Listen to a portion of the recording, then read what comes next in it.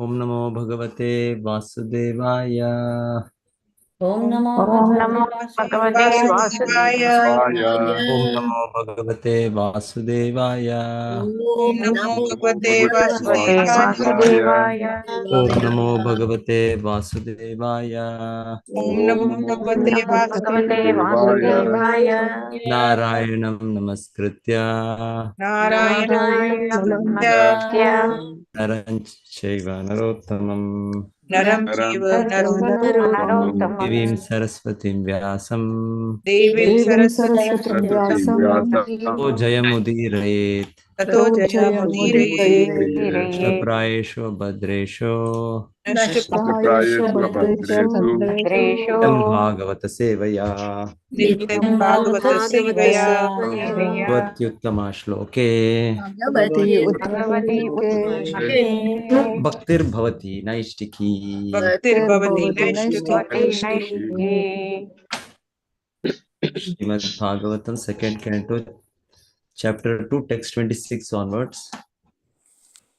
Om Gnanatimirandasya Gnananjana Shalakaya Chakshurunmeditam Yena Tasmai Shri Gurave Namaha Namo Vishnupadaya Krishna Prishnaya Srimate Bhaktivedanta Swami Namne Namaste Saraswate Deve Gauravani Pracharine Nirvishesha Shunyavadi Paschatya Deshtarine Jai Shri Krishna Chaitanya Prabhu Nityananda Shri Advaita Gadadara Shri Vasadi Gaura Bhaktavinda Hare Krishna Krishna Krishna Hare Hare Hare Rama Rama Rama Hare Hare.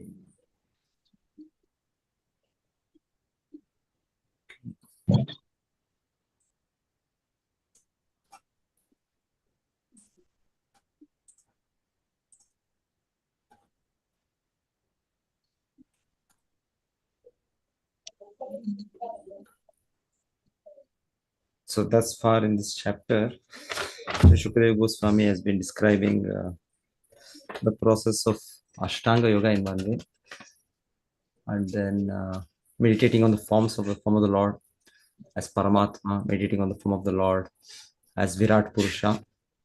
So continuing that, the destination of the practitioner. The 26th verse reads like this. Atho anantasya mukana lena dandahyamanam sanirikshya vishvam niryati siddheshvara yushta dishnyam yadvai parardhyam tad u parameshkyam.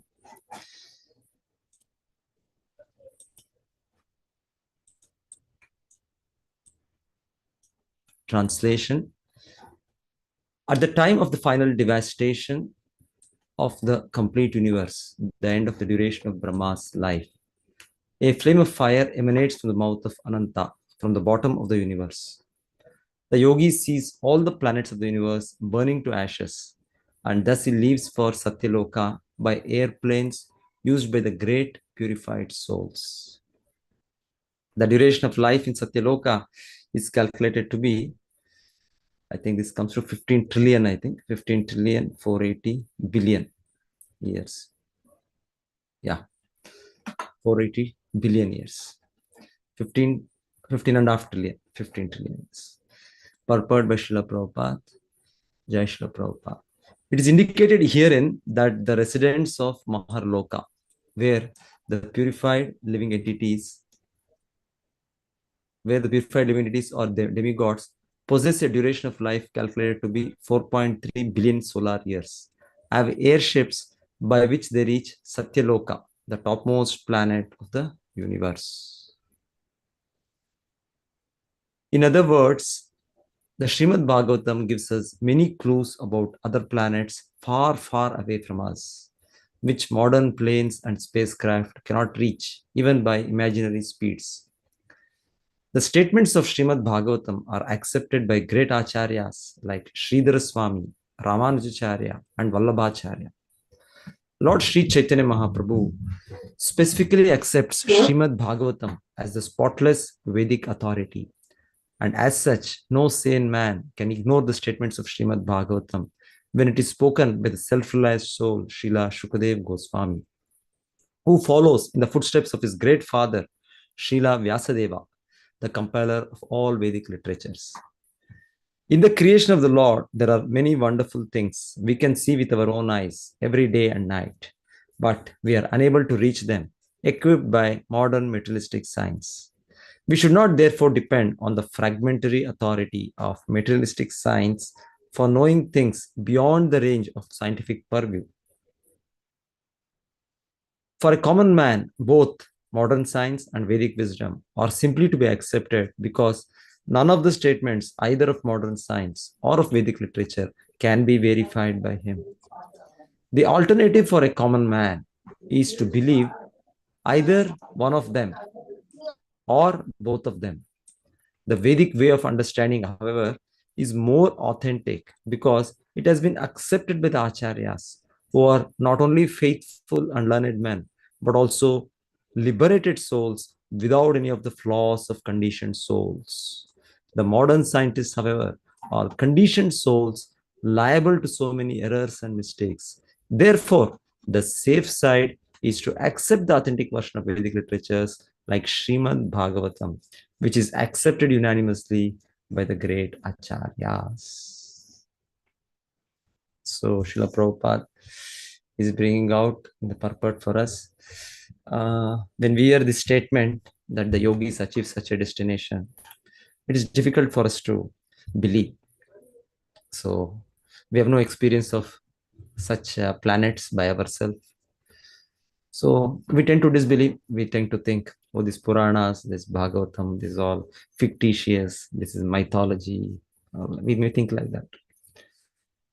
So Srila Prabhupada is saying, no, the Vedic literatures, particularly the Bhagavatam, the authority of Bhagavatam is accepted by great acharyas. The whole Vedic literatures, definitely, particularly the Bhagavatam. Particularly Bhagavatam, when Bhagavatam is mentioning something, it has to be accepted. It has to be accepted as the highest truth. Other Vedic literatures sometimes may be leading us to the path of absolute truth. So, but Bhagavatam, what it mentions is absolute. Is absolute. So it is mentioned. It's Lord Chaitanya says, "Amalam Puranam." Amalam means no malam, no contamination. Other Vedic literatures, maybe sometimes we can say Traigunya Vishaya Veda. It is dealing with the three modes of material nature. Nistraigunya Bhava Arjuna. And having being dealing with different modes, maybe some recommendations are there, some contaminations are there, we can say. But Srimad Bhagavatam is Amalam. It is beyond the three modes, it's pure. Chaitanya Mahaprabhu says, so he accepts Srimad Bhagavatam as Amalam Purana, even amongst all the Vedic literatures, even amongst all the Puranas. So there is nothing, any contamination in Bhagavatam. So great acharyas, as mentioned here, Sridhara Swami, Ramanujacharya, Vallabhacharya, so all great acharyas have accepted the statements of Bhagavatam. So we should accept the Vedic authority. We should accept the Vedic authority. And nicely, Prabhupada is explaining, there are so many wonderful things which we see. Many things, but we hardly can experience them in detail. In the sky, the whatever we can see. We can use some telescopes, some modern equipments, what scientists have made, but how much we can understand. Scientists using those equipments, they may say this planet is like this star is like this, the sun is like this, moon is like this. They may speculate so many things. So what we end up finally is we end up either believing the scientists, the so-called scientists, or we believe the Shastras, the Acharyas through whom we learn the Shastras, the Vedic knowledge. Or sometimes we try to make a compromise. People say, we try to believe both. Like some people say, even the Darwin theory. So Darwin theory is has no standpoint. There's no proof. So, but it is said somewhat he got an idea from Vedic scriptures, must be. So we're getting an idea from Vedic scriptures. He himself got confused and he put forth such a theory that one form changes to another. So we never find a monkey becoming a human being. But the theory is such that a monkey became a human being. And that's how we came. So some people make a kichdi out of that. They say, see, there is this Dashavatar. Dashavatar is also something like that, evolution from Matsya avatar, fish, to then to Kurma avatar, then to so like this, people trying to make some mix up, some kichdi they try to mix. They try to compromise with Vedic authority and the modern, because they cannot give up their leaning on the modern science, and they're not completely, they're not in perfect knowledge, so they're not in proper understanding of the basic scriptures. So they try to make a kichdi, trying to justify and authenticate the Vedas also, but at the same time maintaining their faith in the science. No, Srila Prabhupada, that's why saying here. So either you may people, they may either accept the Vedic authority. There is this statement. Yeah.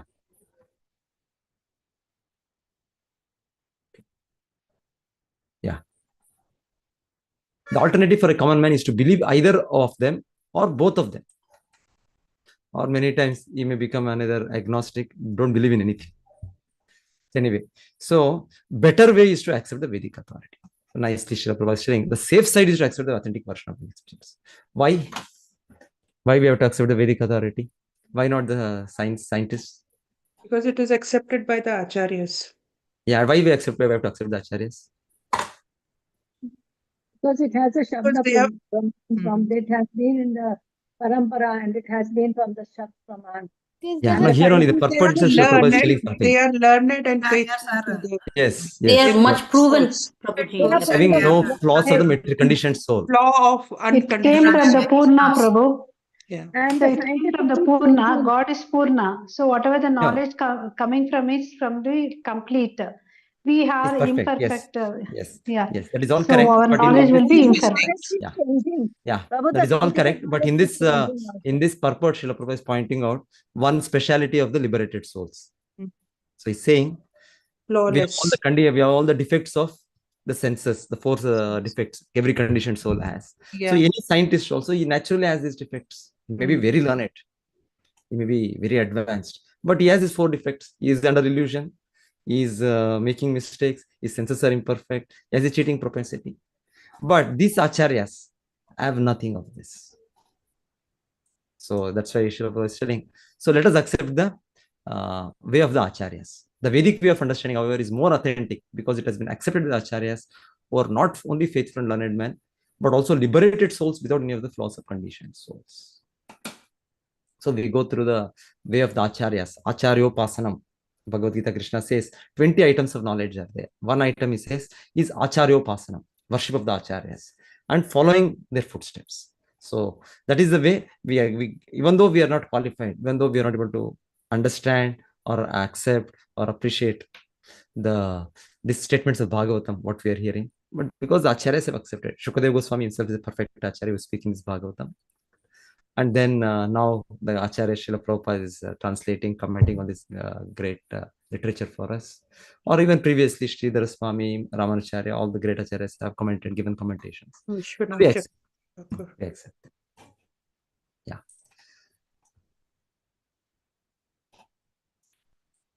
The 27th verse. Nayatra shoko na jara na mrityur na artir na chodvega rite kutaschit yat chittato ada kripaya nidam vidam duranta dukkha prabhavanu darshanat. So further description of the Maharloka planet. In that planet, not Maharloka, Satyaloka, that is a planet of Brahma. In that planet of Satyaloka, there is neither bereavement, nor old age, nor death. There is no pain of any kind, and therefore there are no anxieties. Save that sometimes due to consciousness, there is a feeling of compassion for those unaware of the process of devotional service, who are subjected to unsurpassable miseries in the material world. Sometimes Satyaloka is said to be, the name is given to Brahmaloka. Sometimes Satyaloka refers to Vaikuntha Loka also. Sometimes the names. So here, this purport, foolish men of materialistic temperament do not take advantage of successive authorized knowledge. The Vedic knowledge is authorized and is acquired not by experiment, but by authentic statements on the Vedic literatures, explained by bona fide authorities. Simply by becoming an academic scholar, one cannot understand the Vedic statements. One has to approach the real authority who has received the Vedic knowledge by disciplic succession, as clearly explained in the Bhagavad Gita, 4th chapter, 2nd shloka. Lord Krishna affirmed that the system of knowledge, as explained in the Bhagavad Gita, was explained to the sun god, and the knowledge descended by disciplic succession from the sun god to his son Manu, and from Manu to King Ikshvaku, the forefather of Lord Ramachandra. And thus, the system of knowledge was explained down the line of great sages, one after another.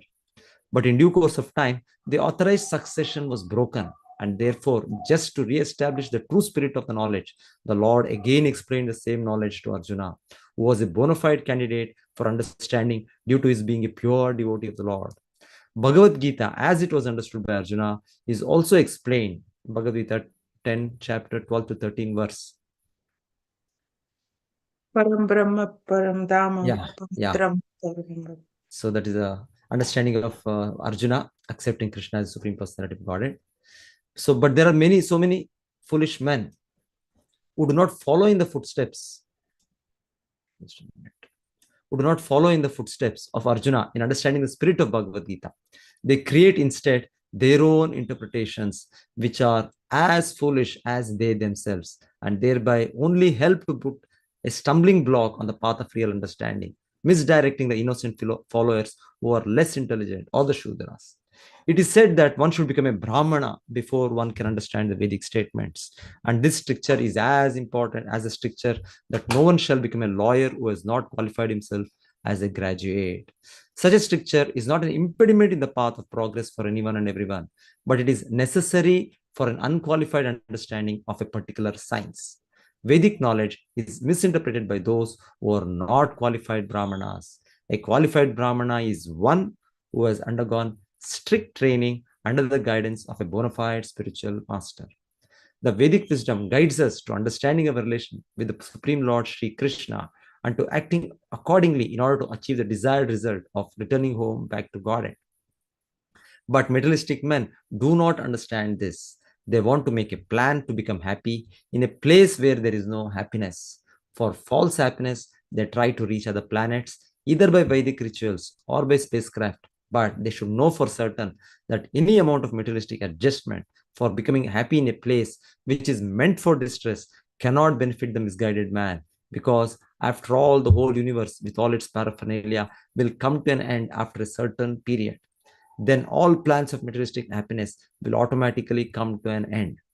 The intelligent person, therefore, makes a plan to return home back to Godhead. Such an intelligent person surpasses all the pangs of material existence, like birth, death, disease, and old age. He is actually happy because he has no anxieties of material existence. But as a compassionate sympathizer, he feels unhappiness for the suffering materialistic man. And thus, he occasionally comes before the materialistic man to teach them the necessity of going back to Godhead. All the bona fide acharyas preach this truth of returning home back to Godhead and warn men not to make a false plan for happiness in a place where happiness is only a myth. So Srila Prabhupada is continuing the previous purport. So he's saying the Vedic authority has to be accepted. The authority of the acharyas have to be accepted. And Bhagavad Gita also, Krishna establishes that this is the way of accepting, of understanding the transcendental knowledge. Evam parampara praptam imam rajarshayo viduhu sakale neha mahata yogo nashta parantapa. So it comes. Imam vivasvate yogam proktavan ahamavem vivasvan manave praha manurikshvakave pravit. So then Krishna says, like this previously, the Bhagavad Gita I spoke, it was coming down. But over time, it got distorted, it got deviated. Then again, Sayevayam mayatedya yoga prokta puratana. So Krishna says, the same old knowledge. So again, I'm speaking to you, Arjuna, because you are my dear friend, you are my devotee. So Krishna establishes the importance of disciplic succession right in the 4th chapter of Bhagavad Gita. The first 1, 2, 3 verses Krishna establishes. So Srila Prabhupada is explaining, taking that and explaining us. This is the way of understanding Vedic knowledge. This is the way of receiving real knowledge. No amount of speculation will help. So Prabhupada is telling. So he also saying that one has to become a Brahmana to understand Vedic knowledge. Otherwise, Srila Prabhupada is saying, Shudra cannot understand.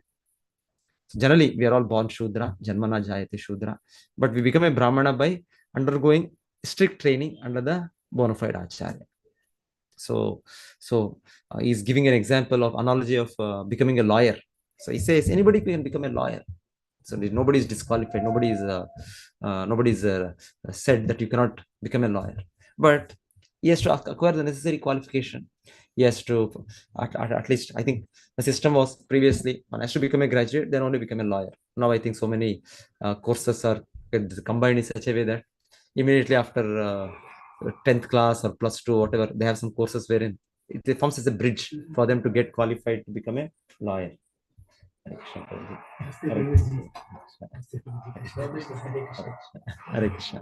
Just 1 minute, just give me a small interruption.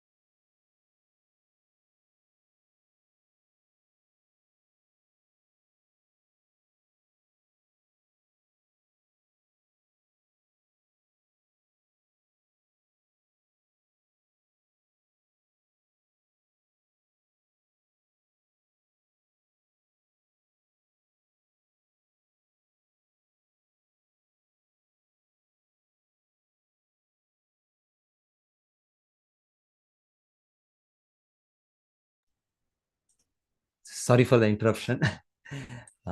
Here we have our guest, Radhika Mataji, Usha Mataji's, the Prabhuji has come. He's come along with their other friends and relatives. Hare Krishna. Yes, yeah, and they just, yeah.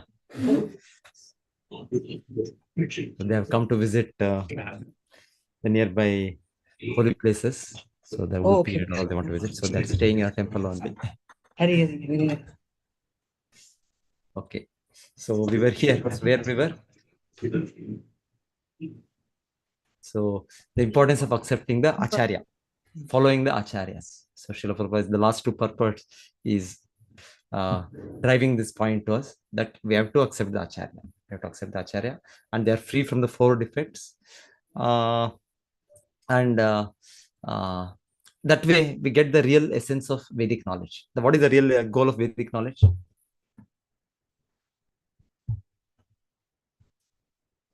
To understand To Krishna. know about Krishna. Yes, to understand Krishna, Krishna. to know Krishna.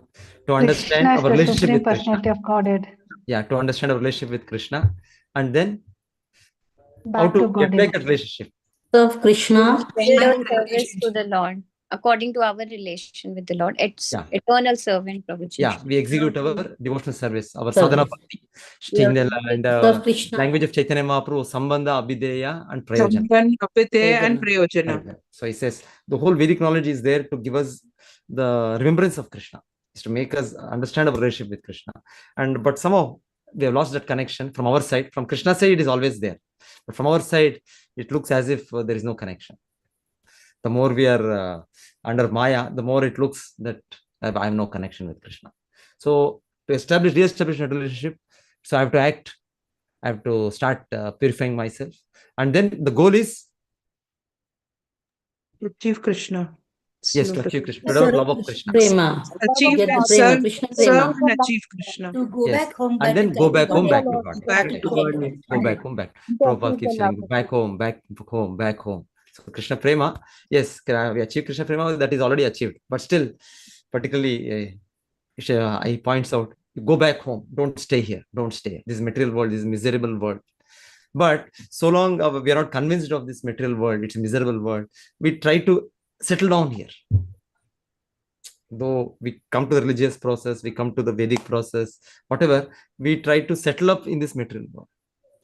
So again and again, the Acharya drives us the point that it's a temporary world.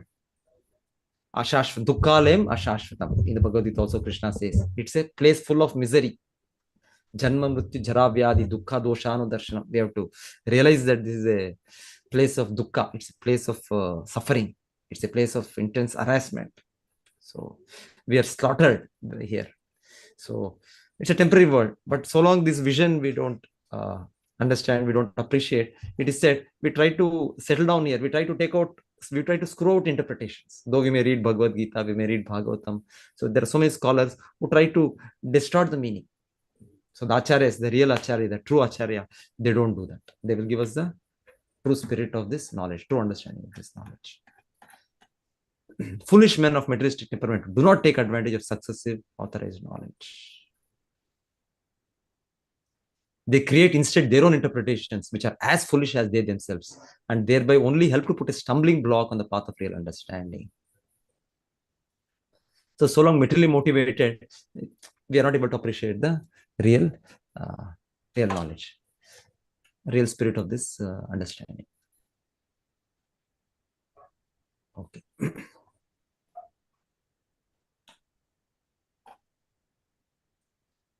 The next verse.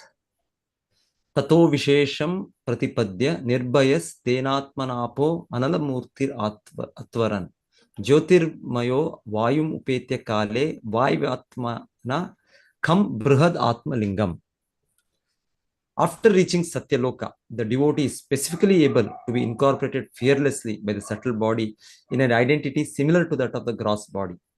And one after another, he gradually attains stages of existence from earthly to watery, fiery, glowing, and airy until he reaches the ethereal stage.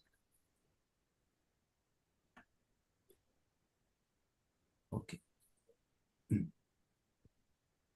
So basically, this is a gradual process of liberation, which Shukadeva Goswami is explaining here by the practitioner of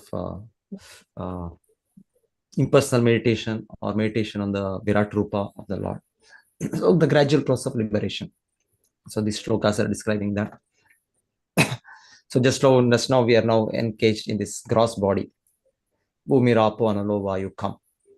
So, and then there is subtle body, Mano Buddhi, Ahankara. So it says we unpack ourselves by all these things.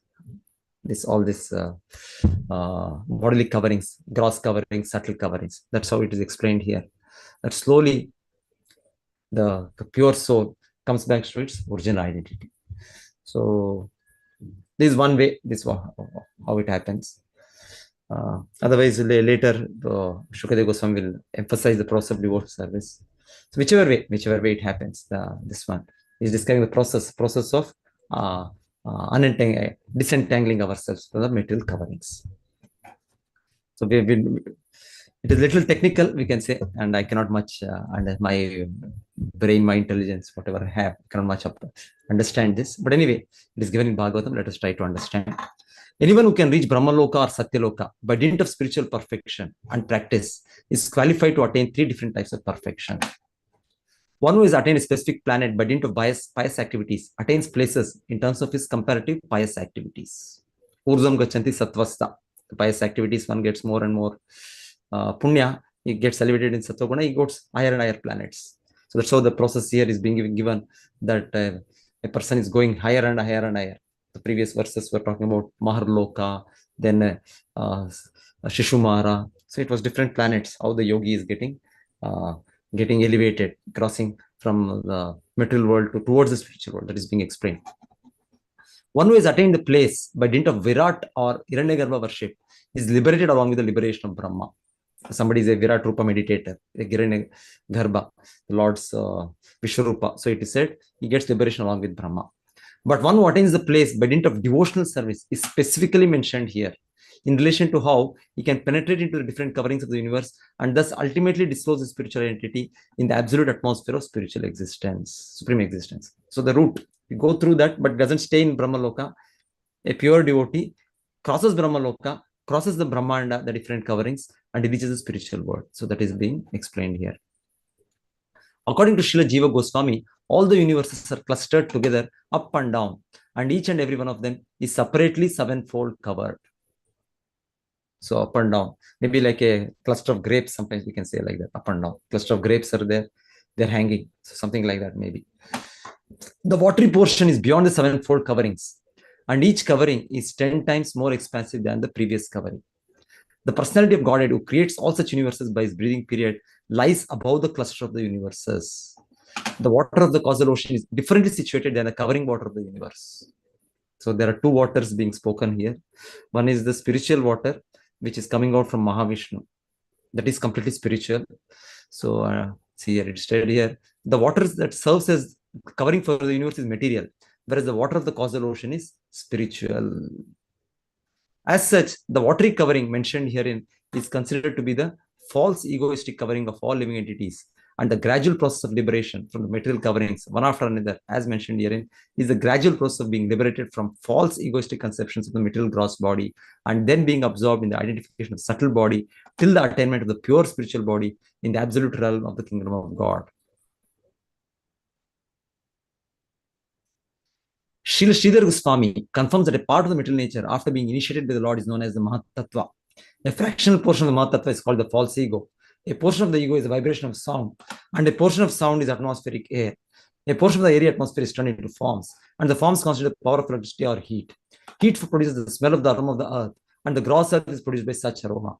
And all these combined together constitute the cosmic phenomenon. The extent of the cosmic phenomenon is calculated to be diametrically 4 million miles. So as we here, the creation happens by subtle to gross.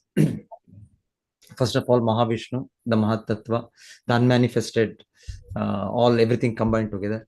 Then one after another, subtle to gross things happen. Similarly, the disentanglement is said from gross to subtle, the reverse process happens.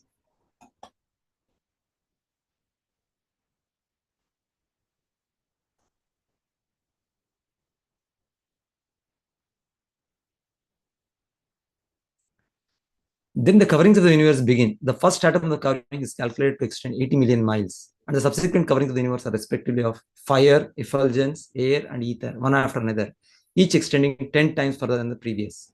The fearless devotee of the Lord penetrates each one of them and ultimately reaches the absolute atmosphere where everything is one and the same spiritual identity. Then the devotee enters one of the Vaikuntha planets where he assumes exactly the same form as the Lord and engages in the loving transcendental service of the Lord. That is the highest perfection of devotional life. Beyond this, there is nothing to be desired or achieved by the perfect yogi. Granena gandham rasanena vairasam rupam cha drishtya shvasanam tvachaiva shrotrena chopetya nabhogunatvam pranena chakutim upaiti yogi. The devotee thus surpasses the subtle objects of different senses like aroma by smelling, the palate by tasting, vision by seeing forms, touch by contacting, the vibrations of the air by ethereal identification, and the sense organs by material activities. Purport. Beyond the sky, there are subtle coverings resembling the elementary coverings of the universes. The gross coverings are a development of partial ingredients of the subtle causes. So the yogi or devotee, along with liquidation of the gross elements, relinquishes the subtle causes like aroma by smelling. The pure spiritual spark, the living entity, thus becomes completely cleansed of all material contamination to become eligible for entrance into the kingdom of God.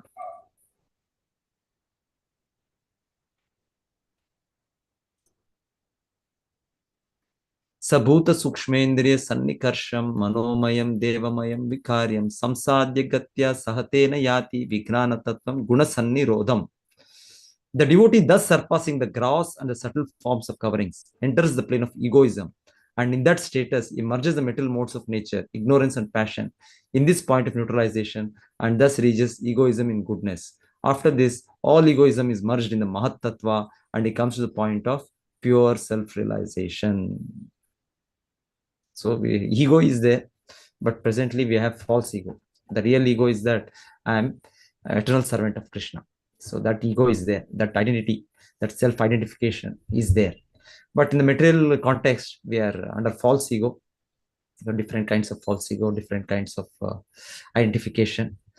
So it is said that is the most final layer that is covering us, most subtle layer. So that binds us to this material world, to gross body, to subtle body, different ways we are bound by the false ego. So it is said at that stage of perfection, the false ego is also, the plane of egoism is also surpassed. Pure self-realization, as we have several times discussed, is the pure consciousness of admitting oneself to be the eternal servitor of the Lord. Thus, one is reinstated in his original position of transcendental loving service to the Lord, as will be clearly explained in the following verse. This stage of rendering transcendental loving service to the Lord without any hopes of emolument from the Lord or any other way can be attained when the material senses are purified and the original pure state of the senses is revived. It is suggested herein that the process of purifying the senses is by the yogic way, namely, the gross senses are merged in the mode of ignorance and the subtle senses are merged in the mode of passion. The mind belongs to the mode of goodness and therefore is called Devamaya or godly. Perfect purification of the mind is made possible when one is fixed in the conviction of being the eternal servitor of the Lord. Therefore, simple attainment of goodness is also a material mode. One has to surpass this stage of material goodness and reach the point of purified goodness or Vasudeva Sattva. This Vasudeva Sattva helps one to enter into the kingdom of God. We may also remember in this connection that the process of gradual emancipation by the devotee in the manner mentioned above, although authoritative, is not viable in the present age. So Srila Prabhupada is bringing an important point to us here. Saying this process is there. This process, Srila Goswami is explaining how by practicing yoga, by practicing impersonal meditation, practice meditation on the impersonal form of the Lord, one gradually achieves progresses towards perfection. Though it is there, Srila Prabhupada is telling it is not practical now. The process of gradual emancipation by the devotees in the manner mentioned above, although authoritative, is not viable in the present age because of people's being primarily unaware of yoga practice. The so-called yoga practice with the professional protagonist may be physiologically beneficial. So definitely, there may be some biscuit la ke rakh diya. So maybe definitely some health, somebody we are having some health problem, so we may practice that. We may get some better health. We may get some instead of okay, whatever, we are going to doctor, it's the same purpose. So sometimes even going to doctor, the allopathic doctor, the English doctor, it may not benefit. Sometimes even Ayurvedic doctor, somebody goes, it may not benefit. So people take up to yoga, do some things. Okay, for that reason, okay, some physiological, some biological, some health benefit may be there. But such small successes cannot help one in the attainment of spiritual emancipation as mentioned here. So this is the actual benefit of yoga. If somebody is very serious and somebody is wants to get a real benefit of yoga, he can achieve this perfection which I mentioned here. But today it is not practical. Such small successes cannot help one in the attainment of spiritual emancipation as mentioned here. 5,000 years ago, when the social status of human society was in perfect Vedic order, the yoga process mentioned herein was a common affair for everyone because everyone, and especially the Brahmana and Kshatriya, was trained in the transcendental art under the care of the spiritual master, far away from home, in the status of brahmacharya. Modern man, however, is incompetent to understand it perfectly.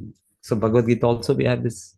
After hearing the process of Ashtanga Yoga in the 6th chapter, Arjuna flatly rejects or says to Arjuna, he says to Krishna, Krishna, I cannot follow this. Due to this, my mind, which is so, he's a great personality, but perhaps assuming our position, accepting our position, he says that, Krishna, I cannot do all these things. So when Arjuna, who was in Dwapara Yuga, who had all the training of brahmacharya, who had all the training under the care of a spiritual master, so when he says we cannot follow that, so what about us? So somebody who says some so-called spiritualists, so-called saints, so-called gurus, so-called acharyas, so if they say that you follow this yoga, you achieve perfection, we should immediately reject it. Already it has been rejected in Bhagavad Gita. Arjuna, the hearer of Bhagavad Gita, has rejected it. So why we are deviated by so-called sadhu, so-called guru, so-called acharya, so-called spiritualist? Okay, for a health benefit, somebody like a doctor is treating. Okay, for some health benefit, this yogi can help us. That's all. But spiritual benefit, as far as going back to home, back to Godhead, achieving the perfection of human life, we should be convinced that this yoga practice will not help us. Lord Sri Chaitanya therefore made it easier for the prospective devotee of the present age in the following specific manner. Ultimately, there is no difference in the result. So yesterday we had Gaura Purnima. So the most merciful incarnation, most magnanimous form of the Lord Krishna himself. So he has given us the very, very easiest means by which we can achieve the same perfection what we are hearing. When we hear all these things, it looks like how it is possible, how to get disentangled gross body, how to get disentangled with subtle body, one after another, how many years it will take, whether at all it will be possible. So it looks like that. But Lord Chaitanya's mercy, it is said, the first and foremost point is that one must understand the prime importance of bhakti. The living beings in different species of life are undergoing different terms of engagement according to their fruitive actions and reactions. But in the execution of different activities, one who secures some resources in Bhakti Yoga can understand the importance of service to the Lord through the causeless mercy of the Lord as well as that of the spiritual master. So, the Bhakti Yoga means service, devotional service. So, I can understand the importance of service by the causeless mercy of the Lord and the mercy of spiritual master.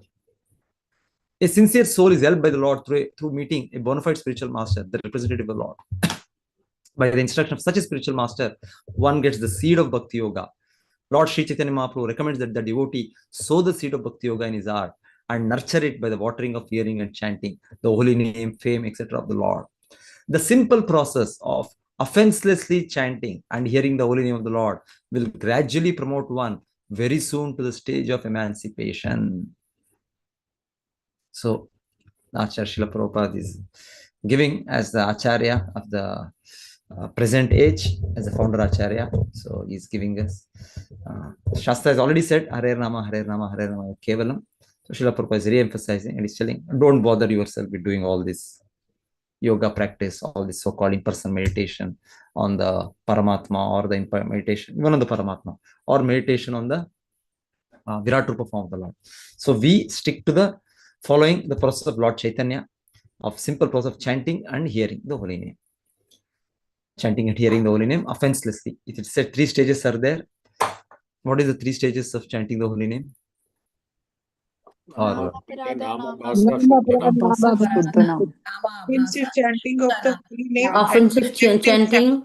And the third is offenseless chanting of the holy name. Yes. Nama Reflective Aparada, chanting. Nama Bhasa, and Nama finally Bhasa. Nama. Shuddha Nama. Shuddha Nama. Shuddha Nama. Yes. So it is said, even though we may not reach the Shuddha Nama, even in the second stage, Nama Bhasa, we can achieve perfection. So what is the verse supporting that? Nama Bhasa. Even the stage of lessening offenses, if we can reach that stage. First stage, we are actually full of offenses. Prabhupada will give a list again, reminding us we are doing only offenses. We are doing devotional service, but along with that, offenses. Instead, if we can even achieve second stage, Nama Bhasa will be liberated. Even though we may not immediately reach to Shuddha Nama. So we can experience that. Nama Bhasa stage. Anyway, so second stage, Nama Bhasa. So Nama Bhasa, second stage only, the stage of reflection between the offensive and the offenseless stage. One immediately attains the stage of emancipation. And in the offenseless stage, one actually enters into the kingdom of God, although physically he may apparently be within the material world. To attain the offenseless stage, one must be God on the following manner. When we speak of hearing and chanting, it means that not only one should chant and hear of the holy name of the Lord as Rama, Krishna, or systematically the 16 names of Hare Krishna, Krishna Krishna, Hare Hare, Hare Rama, Rama Rama, Hare Hare. But one should also read and hear the Bhagavad Gita and Srimad Bhagavatam in the association of devotees. So Srila Prabhupada is saying this is a process. So we are benefiting. Somebody is speaking, somebody is hearing, we are discussing. So we are benefiting. Or we are directly taking shelter of Srila Prabhupada's transcendental books and we are reading, we are trying to understand. So he says in the association of devotees, because in the association of devotees, it's more easier to understand. So many devotees will be able to see from many viewpoints, many angles of vision. So alone we will not be able to focus ourselves to understand from different angles of vision. But in the association, we'll be able to understand, see from different viewpoints. So when we in the association of devotees, one should also read and hear the Bhagavad Gita and Bhagavatam. Not only we should chant the holy names, but presently everybody is educated. Previously, at least we can say people did not know, they did not learn alphabets, they could not read, they could not write. Now everybody knows, everybody is educated to that extent. Everybody knows some language. Somebody may know English, somebody may know other regional languages, but we know the language. So it is said here, one should read, one should hear. Or suppose we may not be able to read for some reason, thing, but we can hear. Krishna has given us the ear, so we can hear. So we can hear the Bhagavad Gita and Srimad Bhagavatam in the association of devotees. The primary practice of Bhakti Yoga will cause the seed. So Guru Krishna Brahmanda Brahmite Kono Bhagyavan Jeev. Then after that, Guru Krishna Bhakti Lata Krishna yes, Guru Krishna Prasade Pai Bhakti Lata. Prasade Pai Bhakti Lata. Yes. So we all have got some seed. So then we have to grow that seed. We have to grow that seed by watering. So that watering is hearing and chanting. So that hearing and chanting, one is the chanting of the holy name, another is hearing and chanting Bhagavatam and Bhagavad Gita in the association of devotees. This primary practice of Bhakti Yoga will cause the seed gradually already sown in the heart to sprout. And by regular watering process, as mentioned above, the Bhakti Yoga creeper will begin to grow. By systematic nurturing, the creeper will grow to such an extent that it will penetrate the coverings of the universe, as we have heard in the previous verses, reach the effulgent sky, the Brahma Jyoti, and go farther and farther and reach the spiritual sky, where there are innumerable spiritual planets called Vaikuntha Lokas. Above all of them is Krishna Loka or Goloka Vrindavana, wherein the growing creeper enters and takes repose at the lotus feet of Lord Shri Krishna, the original personality of Godhead. When one reaches the lotus feet of Lord Krishna at Goloka Vrindavana, the watering process of hearing and reading, as also the chanting of the holy name in the pure devotional stage, fructifies, and the fruits grown there in the form of love of God are tangibly tasted by the devotee, even though here is here in this material world. The ripe fruits of love of Godhead are relished only by the devotees constantly engaged in the watering process as described above. So we have to pay this price. So if you have to get the ripened fruit, the Krishna Prema, it is said here, we have to constantly engage ourselves in this watering process, constantly engage in the devotional service, primarily hearing and chanting. But the working devotee must always be mindful so that the creeper which has so grown will not be cut off. Therefore, he should be mindful of the following considerations. So very nice example that Chaitanya Mahaprabhu gives as a, we are cultivating a garden plant. The plant is growing. Similarly, we are cultivating our bhakti creeper. So we have to be on guard. The first offense is at the feet of a pure devotee. It may be likened to the mad elephant who devastates the very garden if it enters. So, elephant, nothing, we cannot do anything. It tramples and uproots everything. So it is said like that. So some pure devotee, they are not able to recognize a pure devotee, knowingly, unknowingly, we offend. It is said that finished. Our bhakti is, whatever our Komala bhakti, whatever we have started, that is also finished. One must be very careful to guard himself against such offenses at the feet of pure devotees, just as one protects a creeper by all around fencing. It so happens that by the watering process, some weeds are also grown, and unless such weeds are uprooted, the nurturing of the main creeper or the creeper of Bhakti Yoga may be hampered. Actually, these weeds are, what is the Sanskrit terminology for these weeds? Material enjoyment, merging of the self with absolute without separate individuality, many other desires in the field of religion, economic development, sense enjoyment, and emancipation. Okay, there are many other weeds. So, yes, Mataji, you were saying something. Mana Puja Pratishtha, is it Prabhuji? Yes, that is also there. In the next line, that is also there. Anchoring after material gain, prestige, or adoration. And the other three, Jiva Himsa, Nishiddhachar, Kutinati. Kutinati also there. Kutinati means hypocrisy, cheating propensity. Here it's a disobedience to tenets of private scriptures is Nishiddhachar, unnecessary engagements. Kutinati, Nishiddhachar. Unnecessary engagements. Little different. Shacharya is giving little. So I realized so, Srila Prabhupada. So he's speaking little. Killing animals, that is Jiva Himsa. Sometimes Jiva Himsa is also said as troubling other living entities. Not only killing animals, but even other our own human beings also, giving them trouble. That is also sometimes said as Jiva Himsa. Whichever way, primarily Jiva Himsa is killing animals. And anchoring after material gain, prestige and adoration. Labha, Puja, Pratishta. Mana, Puja, Pratishta. So this can be Labha. Actually, these weeds are material enjoyment. So definitely when we follow devotional service, we get better materially. So we may become so-called satisfied and we may give up devotional service, or we may get some knowledge and we may think that we are achieving liberation, becoming one with the Lord. So we may, so it is said they're all weeds, they're all weeds, they're all weeds. So we should be able to identify those weeds. Our goal is to achieve only pure devotional service to Krishna, pure favorable devotional service to Krishna. So not having any independent desire, independently desiring anything independent of Krishna. If Krishna desires this, if the Acharya desires this, if the senior Vaishnavas desire this, I should be ready to do that. So anything else other than that, it's like a weed only for us. It's like having my own independence, my own viewpoint, my own. It's there. We have this free will, but we use this free will to not misuse it. We use the free will to surrender to Krishna. We use this free will to cultivate Krishna consciousness. We don't misuse this free will. Actually, these weeds are material enjoyment, merging of the self in the absolute without separate individuality. Many other desires in the field of religion, economic development, sense enjoyment, and emancipation.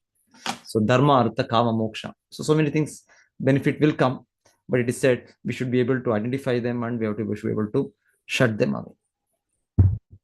So definitely we need the mercy of the Lord to identify these things and rid ourselves of all these contaminations. Otherwise, we will be stuck up. We'll be stuck up. If sufficient care is not taken, then the watering process may also help to breed the weeds, stunting the healthy growth of main creeper and resulting in no fructification of the ultimate requirement, love of God. Yes. Tomorrow morning will be. The devotee must therefore be very careful to operate the different weeds in the very beginning. Only then will the healthy growth of the main creeper not be stunted.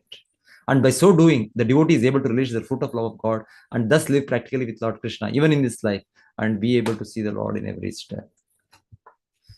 So Srila Prabhupada Acharya says that even in this life, we can live practically with Lord Krishna, and we can be able to see the Lord in every step. So actually, the whole thing is, the ball is in our court. From Krishna's side, Krishna is ready. But we have to become ready. We have to become ready. We have to qualify ourselves. We have to become sincere. We have to become serious. Otherwise, the Acharya is telling is here that even in this life, we can practically live with Lord Krishna. We can practically see the Lord in every step. The highest perfection of life is to enjoy life constantly in the association with the Lord. And one who can relish this does not aspire after any temporary enjoyment of the material world via other media. I think I am behind time, 9:10. I joined also late today. Saw 7 more verses. Maybe I'll run through. So everybody can read this purports yourself. Maybe.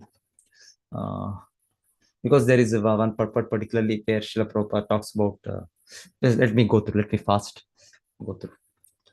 Only the purified soul can attain the perfection of associating with the personality of Godhead in complete bliss and satisfaction in his constitutional state.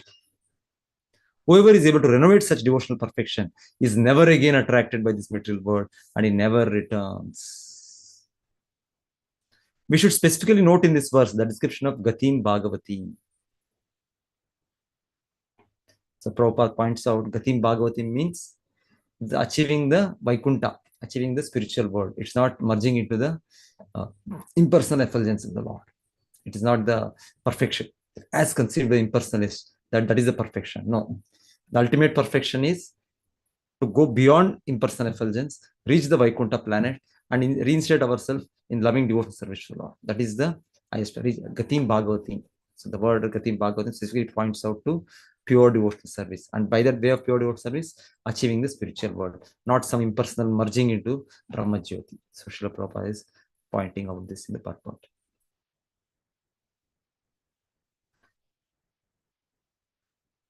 And he says, attainment of love of Godhead means complete freedom from all other attractions. The conditioned soul has many aspirations, such as becoming a religious man, a rich man, a first-class enjoyer, or becoming God himself, or becoming powerful like the mystics and acting wonderfully by getting anything and doing anything. But all these aspirations should be rejected by the prospective devotee who actually wants to revive his dormant love of God. The impure devotee aspires after all of the above mentioned material things by perfection of devotion, but a pure devotee has none of the tinges of the above contaminations, which are the influence of material desires, impersonal speculations, and attainment of mystic powers.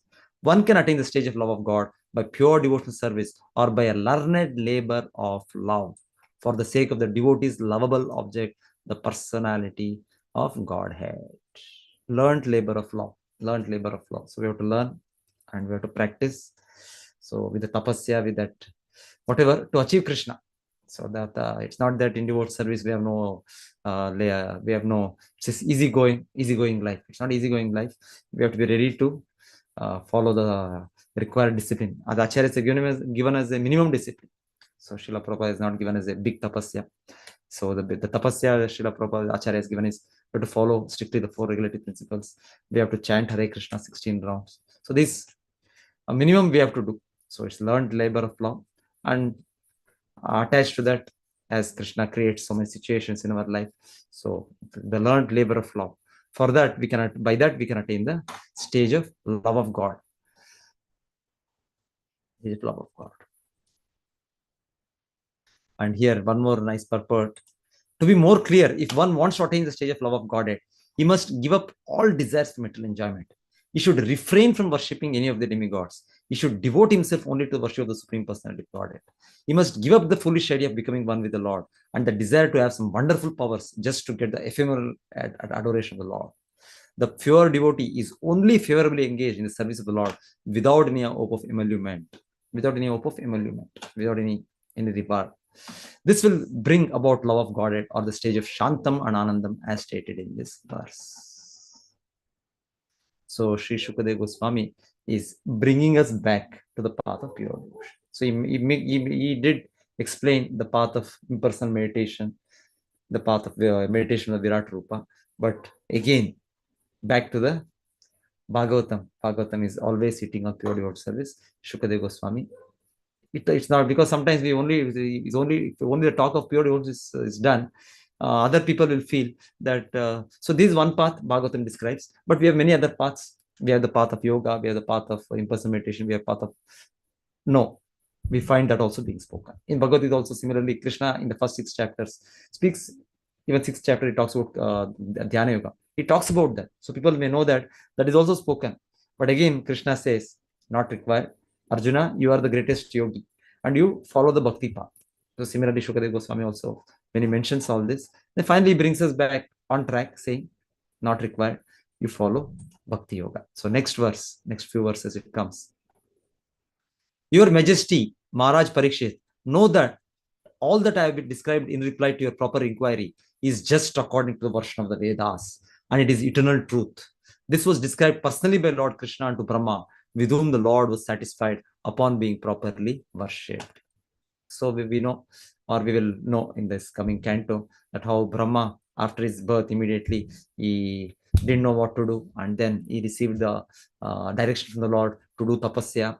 And then in Bhakti Yoga, when he served the Lord, then he had the darshan of the Lord, and then the Lord revealed to him the Vedic knowledge, all that.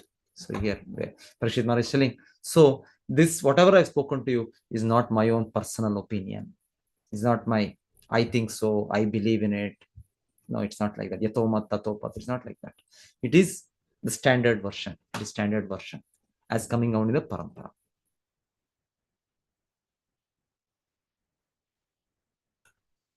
The 2 different ways of reaching the spiritual sky and thereby getting emancipation from material bondage, namely either the direct process of reaching the kingdom of God or the gradual process through the other higher planets of the universe, are set forth exactly according to the version of the Vedas.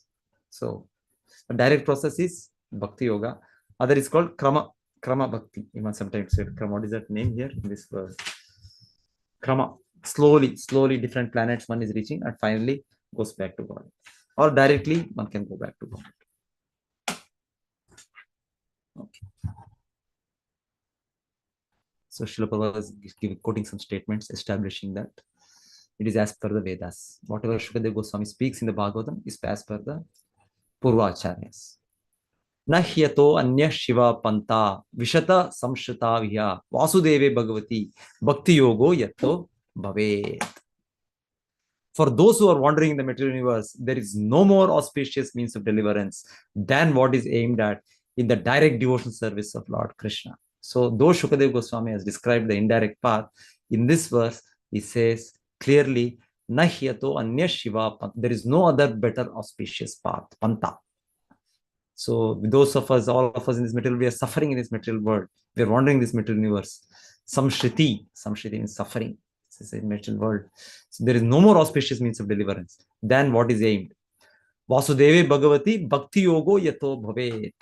So he's giving the conclusion that Bhakti Yoga, direct Bhakti Yoga is the process, is the recommended process. Particularly Kali Yuga, that we have to accept the direct process. We don't have time. We are not living for 1,000 years or lakh years or 10,000 years. We don't have such a, even 100 years, we are not sure. So we have to take up Bhakti Yoga.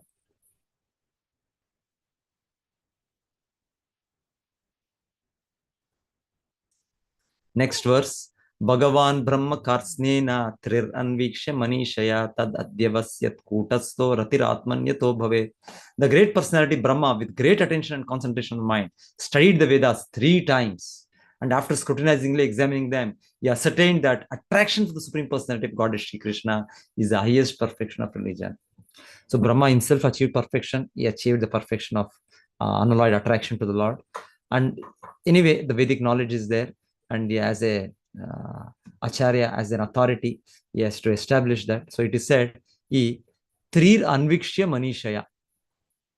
So Brahma in the here, the translation means, Brahma also means Veda, Vedic knowledge. So Bhagavan here refers to the great personality Brahma. Sometimes the devotees of the Lord also call as Brahma, because in this context, Shukadeva Goswami already said, I'm following the path of the Purva Acharya, following the path of what Krishna spoke to Brahma. He has already said in the previous few verses. So here the explanation is, the understanding is, so Brahma, so who studied 3 times? Originally, the first person who studied 3 times is Brahma. Trir Anvikshya Manishaya. So he very thoughtfully, scrutinizingly. So in the purport, Srila Prabhupada says, anything studying nicely means study 3 times. So 1 time we go through, 2 times we go through, 3 times we go through. So of course, sometimes we don't understand even after 3 times. Then again, we can go through many times. But otherwise, it is said 3 times. We'll get first time, whatever we missed, second time we will get, second time we missed, third time we will get. So Brahma, it is said, is a realized soul. So he will get it in 1 time only. Still, as a formality, he did it again and again. 1 time, 2 time, 3 time. Trir Anviksha Manishya. Then his conclusion, Brahma's opinion is that Ratir Atman Yata Bhavet. So we have to develop our attraction to the Lord. We have lost that attraction to the Lord, becoming conditioned by the laws of material nature. Now we have to revive that attraction to the Lord. So that is the goal of all Vedas. Shri Shukadeva Goswami is referring to the highest Vedic authority, Lord Brahma, who is the qualitative incarnation of Godhead.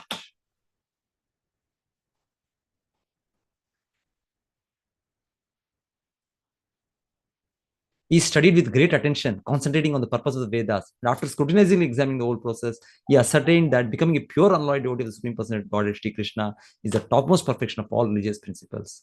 And this is the last instruction of the Bhagavad Gita, directly presented by the personality of Godhead. The Vedic conclusion is thus accepted by all Acharyas, and those who are against this conclusion are only Vedavadaratas.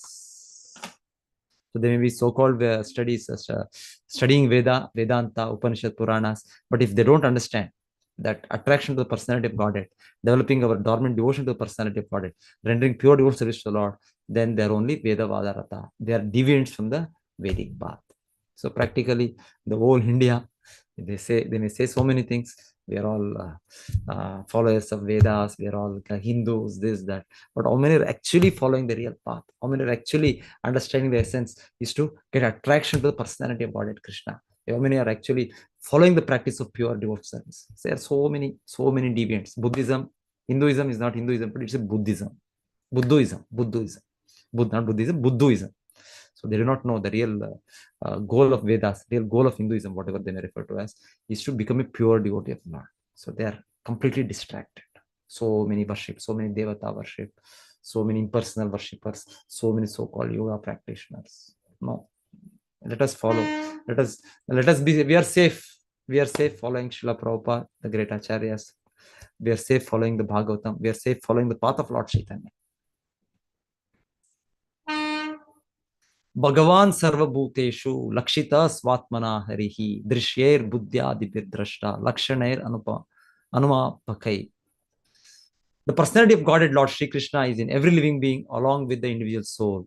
And this fact is perceived and hypothesized in our acts of seeing and taking help from the intelligence. Actually, devotees give a detailed analysis of this shloka. They say, using this shloka, we can actually get darshan of Paramatma. Because there is huge purport, Srila Prabhupada says, how we can, with little knowledge, with little inquisitiveness, with little intelligence, we try to understand. We can understand ourselves as not as different from the body, as spirit, soul. And not only I am present in this body, there is one more person living me along with me in this body and who is giving me direction. And that person is Paramatma. So it is said here, that way, this shloka, this purport, one can read it again and again. I will not go through this purport now. So I think long time back, so I heard a senior devotee, so where they several sessions on this shloka. They're explaining that Paramatma's existence, and we can appreciate the existence of Paramatma through this shloka, through this purport by Prabhupada. This purport, personality of Godhead Lord Sri Krishna is in every living being along with the individual soul. So the Lord is present as, how is present in every living being? Lord Krishna. Paramatma, yes. And this fact is perceived and hypothesized in our acts of seeing and taking help from the intelligence. So it is said here, actually we can appreciate the presence of Paramatma. So if we say Krishna, God is not there, I don't believe in God. But actually, Paramatma we can appreciate. We may not be able to see now immediately, but we can perceive him. We can perceive him by taking help from the intelligence. So that how to take help from the intelligence, the elaborate purport Prabhupada is giving. He's explaining how by intelligence we can first of all identify, understand ourselves as different from the body, our own existence. Oh, he says, by my hand, my leg, my head, my eye. So like this, there's a famous instance when Srila Prabhupada, I think, was giving a talk to some school students. Looks like somewhere in America or Australia, I don't know, I don't remember. So where he called one of the students, small children, so how to make them understand. So he made them stand, one of them, and he said, what is this? So that boy said, this is my hand. And what is this? This is my leg. What is this? This is my different parts. Just like, and then what is this? This is my shirt. What is this? This is my pant. So like that, we also say my. Then Prabhupada asked the boy, where are you? So like that, different parts of the body, we are possessing it. And we say my body also. So that means I'm different from the body. Just like I say my house, my husband, my wife, my child. So it's all, I'm different from these things. So similarly, when I say my body, I'm different from my body. So anyway, the simple way Acharya in this purport also he tries to make us understand our existence apart from the body. So first we understand our existence apart from the body, and then he throws light on how we keep getting direction. We keep getting direction from the intelligence, and that intelligence, it cannot be some inanimate thing. It has to be some living spiritual thing. So that means there is one more person apart from me who is giving me that superior direction. So that is Paramatma. Krishna in Bhagavad Gita says, Sarvasya chaham rudhi sannivishto matta smritir gnanam apavanam cha. So that remembrance, that forgetfulness, sometimes we are so foolish, we forget. It looks like, oh, I forgot. Such a simple thing, such a silly thing. How this grave error happened? We think if this had not happened, if I had not forgotten, if I had remembered, then this blunder would not have happened. But what to do? We forgot. So depending on our karma, and the Lord is there as Paramatma, our eternal well-wisher. So he makes us forget. And sometimes we become like, oh, I was able to crack this puzzle. I was able to get the right idea of what to do. I was able to manage the situation. So actually that idea, that intelligence is not my own. It is given by Paramatma. So Krishna, the Supreme Lord, helped me to solve this situation, or by causeless mercy gave me this idea. So Mata Smurtir Gnanam Apavanam cha. He gives knowledge, he gives remembrance, he gives forgetfulness. So everything happens by Paramatma. So this verse, there is a nice purport. So we can all read. And it is said that way we can become convinced. Yes, I am not alone in this body. There is a Paramatma. It is the Lord along with me. Big purport. Tasmat sarvatmana rajan hari sarvatra sarvada shrotavya kirtitavyascha smartavyo bhagavan rinam. So the way is Bhakti Yoga. The way is to realize the Lord. The ultimate way, ultimate method everywhere we have to follow. So Tasmat. So summarizing this chapter, Shukadeva Goswami is saying, therefore, Sarvatmana Rajan, Hari Sarvatra Sarvada. So, Shrotavya Kirtitavya Cha, Smartavyo Bhagavan Rana. There is similar Tasmat, this shloka, the first chapter, if you remember. Tasmat Bharata Sarvatma. What is that? Tasmat Bharata Sarvatma. Bhagavan Ishvaro Hari. Then Shrotavya Kirtitavyascha Smartavyascha Ichatamaya. Yes, thank you, Mataji. Thank you. So similar, almost similar, we are finding the first. So it is said, it's a conclusion. So conclusively, it is telling we have to do this. We have to let us not bother about other things. We just focus ourselves on Lord Krishna and follow the path of Shrotavya, Kirtitavya, Smartavya. Hearing, chanting, remembering. And Hari Sarvatra Sarvada. Always, all places, all times. It is therefore essential that every human being hear about, glorify, remember the Supreme Lord, the personality of Godhead, always and everywhere. Very nice purport. Please read. The Lord is the master of all time and all space, and therefore the Lord's holy name must be heard, must be glorified, must be remembered everywhere in the world. That will bring about the desired peace and prosperity so eagerly awaited by the people of the world. The word cha includes all the remaining processes or the methods of Bhakti Yoga as mentioned above. So one more thing, Prabhupada is pointing out, the word cha includes all the remaining processes. There are other processes of Bhakti Yoga, Shravanam, Kirtan, Smaran, apart from the 6 other processes, that is also included. Because the word cha is used. Cha means and.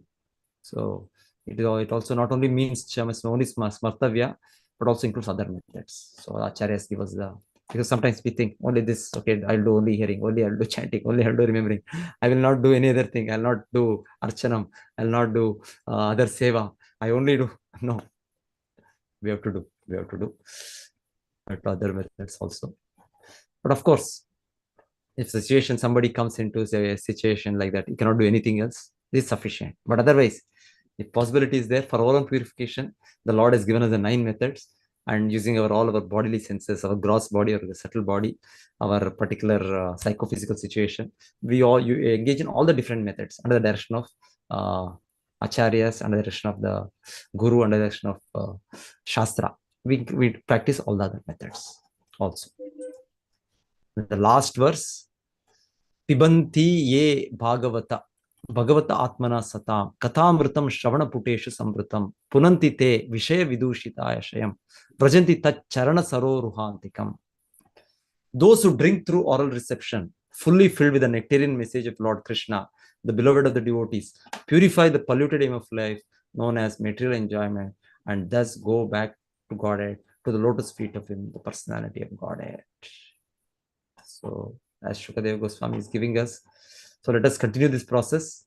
So it is said, by continuing this process, we'll be able to purify the polluted aim of life known as material enjoyment. Now, actually, our aim of life is material enjoyment. Whatever we are doing, some way or other, we want to enjoy material life. So that pollution, that contamination is strong in us.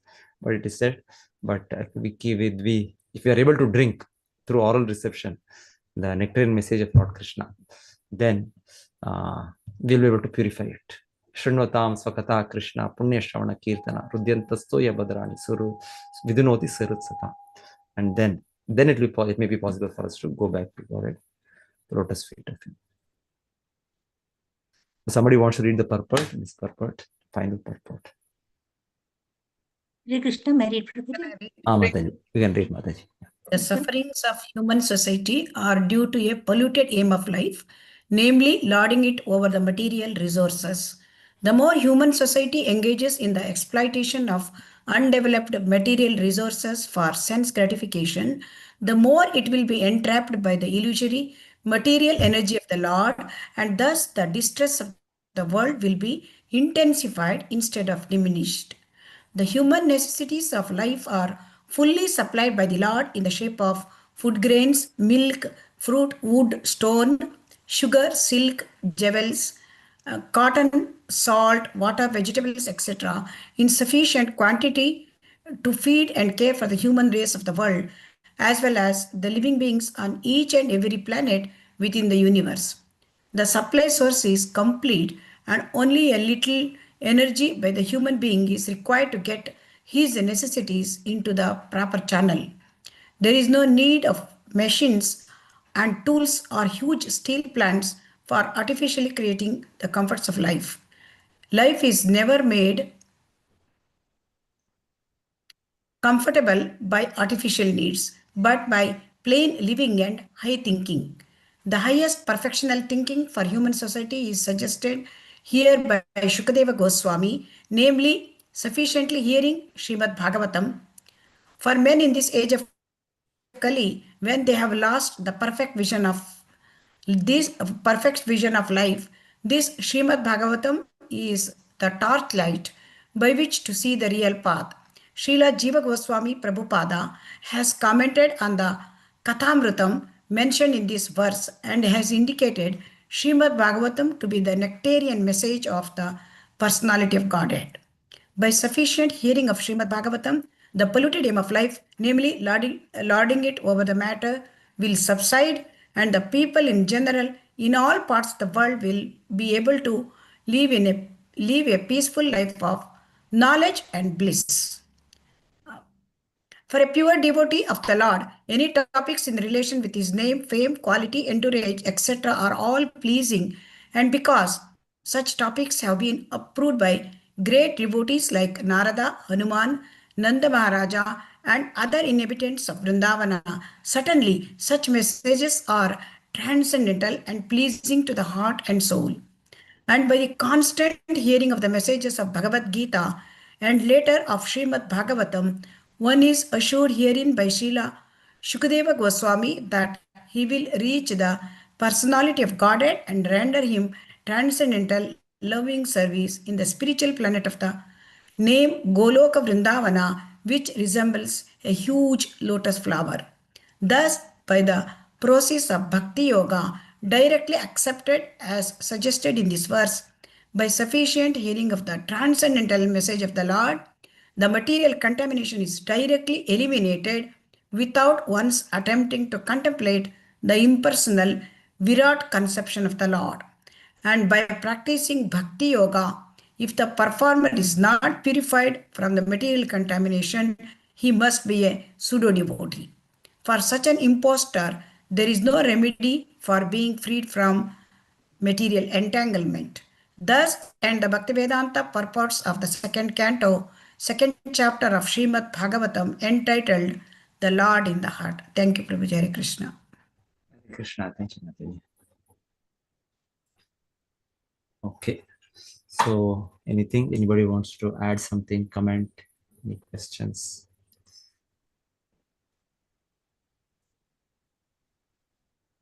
Prabhuji, just I had a doubt because while reading the purport of one of these things, Brahma Jyoti and then further spiritual sky is given.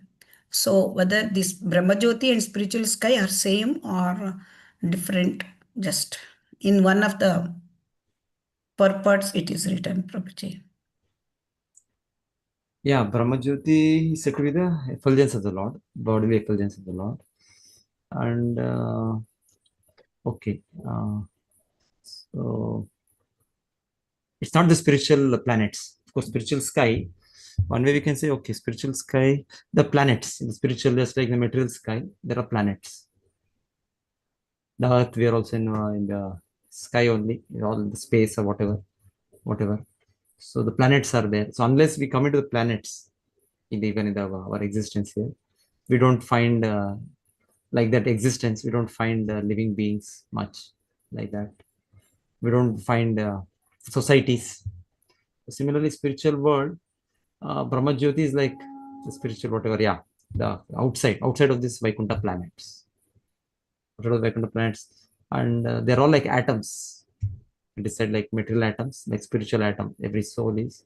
They are not having their spiritual body, and just they're in the conception as Sat, but they don't have a the association with the Lord. They don't have the association of the other devotees there. So every Vaikuntha planet, there is a Lord's presence as a supreme person. Spiritual sky is Paravyoma, no? Yeah. Paravyoma. So Mataji is asking whether it's both are the same. So okay, more or less the same, I think. Brahma Jyoti is in the, it's a, But in the purport it's given, when you go deeper and deeper inside, then that spiritual sky will get it. So that's and what the spiritual sky, we have to enter the spiritual planet. That is said, Vaikuntha has so many doors, so many Jaya, Vijaya, and all like that. So many gatekeepers are there, pure devotees of the Lord. So we have to go inside. We have to enter into one of the planets. Okay, Unless then we are able to, Brahma we Jyoti are able to enter. So the perfection is not achieved, and we may again come back. The Bhagavatam says, even though merging in the impersonal Brahma Jyoti as a spiritual atom, there is every chance that we will come back to material world, because we by nature seek some association. So there is not a permanent position for any living entity. Only entrance into the spiritual world, spiritual planets, Vaikuntha planets, Goloka, is the guarantee, complete guarantee of not returning back. So it is Brahma Jyoti means effulgence of Krishna, and this spiritual sky is individual Vaikuntha planets, and their sky, whatever it is there, that is the spiritual sky. Yeah, maybe outside the Vaikuntha planet, it is the Brahma Jyoti only, which is expanding everywhere. Like that. Thank you. But it's still outside. It is not inside. Brahma Jyoti is still outside. Vaikuntha planet. Still outside the Vaikuntha planet. Yeah. Thank you, Prabhuji. They are still different. They are not the same. Yeah, they are not the same. Achieving the spiritual sky, they have to enter into spiritual planet. Yes. Okay, thank Spiritual sky, I think, Prabhu, represents Vaikuntha Loka. Yeah, no, spiritual sky, yeah. Okay, but the planet... whereas this effulgence is the Brahma Jyoti. Prabhuji, Vaikuntha Loka, there are innumerable Vaikuntha Lokas, it is said. So, in each Vaikuntha Loka, separate sky. So, that question. All those are spiritual skies. Sometimes it is said they're traveling by spiritual airplanes in that sky there. Okay, if you take it like that, in that context, definitely the spiritual planet and the sky, immediate sky there, what they're seeing. Yeah, but to enter there, definitely, one has to be pure devotee. It should be different. I understood. Thank you, Prabhuji. Understood. Brahma Jyoti, one way we can say just immediately outside material world, or away from, we are not in this material sky or whatever, material world, material planets. Then Lord Mahavishnu is there, just immediately above that, the Brahma Jyoti. Okay, if you can take it like that, yes. The Brahma Jyoti is somewhere there. Prabhuji, Hare Krishna, Dandavat Pranam. Prabhuji, is it just above the Mahesh Dham? I mean, it's touching the Mahesh Dham. Yeah, it is also said the spiritual, this Mahesh Dham is the area of the Brahma Jyoti. Brahma Jyoti, yes, Prabhuji. Said, yeah. Thank you, Prabhuji. Hare Krishna, Dandavat Pranam. Yeah. And Hare Krishna Prabhu, like in the Goloka chart, when we see the Virija, the Karnaka ocean, where we see Karnodakshai Vishnu, and above that, the differentiation is shown as the spiritual world, and the outer covering of that spiritual world to start with is the Brahma Jyoti, and after that we have these planets, the Vaikuntha Loka, and right. Yeah, yes, Mataji. So as per that, it is clear that Brahma Jyoti is different. Spiritual sky and spiritual world is together. Spiritual planets are together. That means. So this Brahma Jyoti is below that. Okay. Yeah. So that makes it clear then. So I was a little confused. That means. Okay. Hare Krishna, Prabhuji. Yes, Mataji. Yeah. Prabhuji, but that is also one of the God's realization, no? First, which comes like Brahman realization. The partial realization. Brahmeti, Paramatmeti, Bhagavan. Partial realization. So one can go through the indirect process of realizing like that, indirect process, but Yeah. otherwise direct process is recommended. Directly develop attraction towards the Lord. So when that part and No, parcel what I understanding was also becomes thinking, part. like, if it is part of Krishna, then that also should be spiritual, no? If it is Krishna's realization of partial realization, it's just Yeah, it's a spiritual realization. It's a partial realization of the absolute truth. Yeah. It's a, But Prabhu, from Brahmajyoti, can we go on to the Goloka? yeah, it is From possible. Brahmajyoti, The indirect we process cannot- is possible. It is possible. Indirect process is It possible. is possible. It is possible. But mostly they will teach us, no, in the beginning that we come down from the Brahmajyoti, we cannot go further. Yeah, But it is how possible. is It it is possible that possible? one some way by Let us some all be fortune there. he may So I can't do that's practice there, no? Bhakti yoga, can't do devotional service in the Brahmajyoti.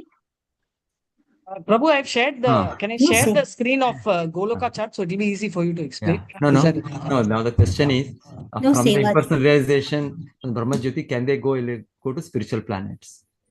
That's what I'm Yeah. asking. Yeah, that is a, yeah, I think so. If they're able to render devotion, if they're able to render devotion service to Lord, There's no service there. they can definitely go. I think. Yes, Prabhu, so there Seva. is there But activity how in we will do Brahmajyoti? that? Generally, it may not happen Brahmajyoti, how because will they do are the devotional service? No. Prabhu, is there any activity in Brahmajyoti or is it That's just what, in how a... will we do it? No Seva, no Prabhuji, in Brahmajyoti. no yeah, they don't have any There is association no of devotees seva, there. no?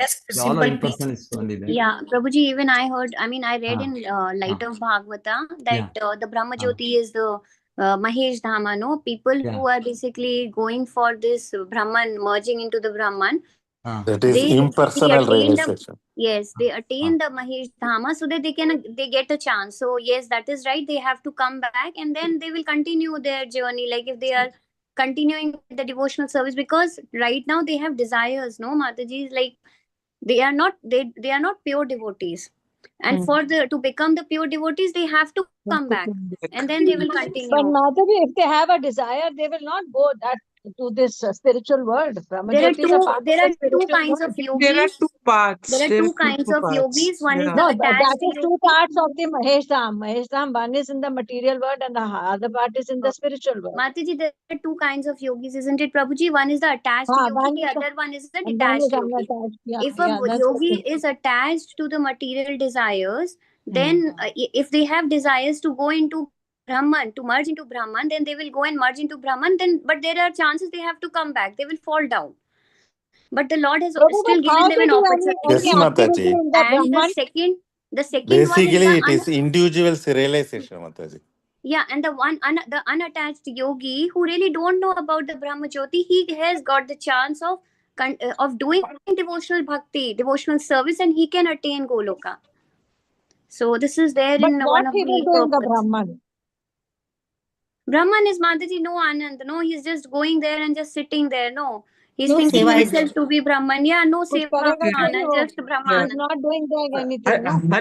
Hare Krishna, Prabhu. Can I interrupt and sort of explain Yeah, this? If Mataji. that's Yeah. Hare Krishna, Radhika here. Just couple Yes, of Mataji. things.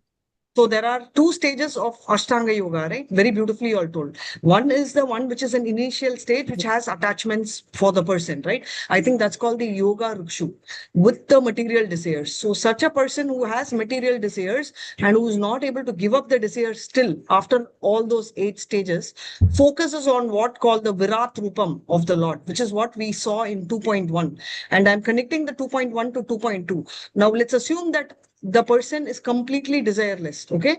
Now there are two routes to it. Now the one with the desire, he is focusing on the Virat Rupa, and the other person is called the Yoga Ruda stage. Yoga Ruda stage is someone who's managed to get out of desires. So he will focus on the Paramatma stage. He's the level 2, right? Now, the only difference between both is when he is doing all this, the person who is doing the Yoga Ruda stage, he will actually focus on a slightly different style, right? What does he do? He will go and get the energy, what do we call, the chakras elevated from the Moola chakra, and he will get it out of your head, right? So when he does that, he will still go to Brahmajyoti. Just pause for a second. So we are staying in Brahmajyoti for an elevated Yoga Ruda. Okay. But for a person who's doing Virat Rupa, the difference is he will have to navigate through what Prabhu was explaining today. He will go to the Shushruma parrot. He will go to go through Vaishvanara planet.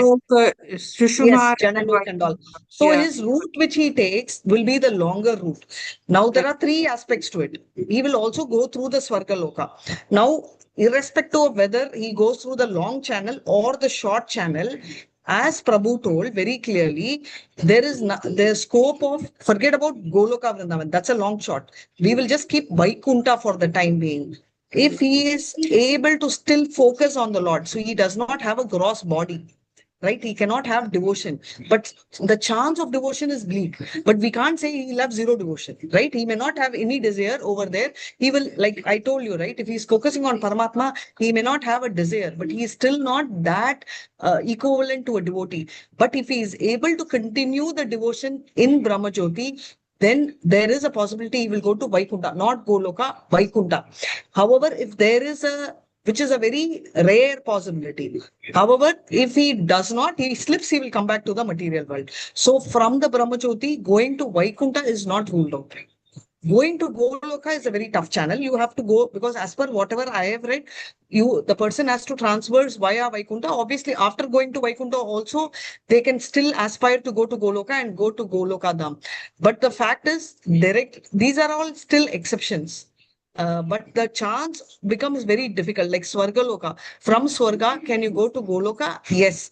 But is it easy? No. So that is what Prabhu was trying to tell. And what is Brahmajyoti? Brahmajyoti is the effulgence of the Lord, just like the sun. Sun is the effulgence, right? I'm sitting here, I can feel the sun. So not only to the Mahesh Dham, it is even spreading. So if you see, the Vaikunta planets are here, and the energy or the light of the Lord is spreading in the form of Brahmajyoti, which is here. Is it a part of the spiritual sky or material sky? Definitely it is not material sky, it is spiritual. So, yes, it is definitely spiritual, and it is above the Sadashiv Lok. Right? So you all were asking whether Sadashiv is two. It is not two. Part of it is over there, and part of it material world. But Brahmajyoti is definitely a part of the spiritual sky. But Vaikunta planets are above that, like sun. Is the sun on the effulgence? No. It is above the effulgence, right? So obviously the Vaikunta planets is above, because the Brahmajyoti is the energy of the Lord. So obviously the energy of the Lord will be disseminated not just outside him, it will be outside the planet, which is why they're showing that shining, that shining effulgence is coming here. And the Brahmajyoti is here. I'm just going by Goloka chart. Please go through this Goloka chart. Kindly read the verses. Second chapter and third chapter together, you will understand. In fact, Srivatsa Prabhu was very clearly explaining this somewhere in the middle, in terms of the journey. But I think we just got caught up with a lot of things in between. Thank you so much, Prabhu. Sorry for barging in to explain. And I thought I'll connect the chapter 1 and 2, because many of them in the Yatra missed out the initial few verses of the chapter 1. So that is why. Hare Krishna, Prabhu. Hare Krishna, Mataji. Hare Krishna. Thank you so much. Thank you so much, devotees. Hare Krishna. Thank you, Prabhu. Hare Krishna. Thank you, Mataji. Thank Thank you, you. Prabhuji. Thank you, Excellent session. Mataji. Hare Yes, Krishna, thank you so Dandavat much. Pranam. Thank you. Dandavat Pranam, sir. Hare Krishna. Thank you, Namaskar. Mataji. कृपा सिंधुभ्यः च पतितानां पावनेभ्यो वैष्णवेभ्यो नमो नमः। तरतराश भागवत की जय, श्रील प्रभुपाद की अनंत कोटि वैष्णव वृंद की जय। Thank Srila you, Prabhu. Prabhupada Thank you, Prabhuji. Hare Prabhuji, Krishna. Dandavat Pranam. Dandavat Pranam, Prabhuji. Hare Thank you very Krishna. much. Thank you. Hare Krishna. Thank you so much, Hare Prabhu. Krishna, Thank you, Prabhuji. Prabhuji. Hare Krishna, Dandavat Pranam. Hare Krishna, Prabhuji. Dhanyawad. Hare Hare Krishna. Thank you so much, Prabhu. Thank you so much. Prabhu, can I end the meeting, Prabhu? Mataji. Yes. Thank Hare you so Krishna, much. Thank you, Prabhuji.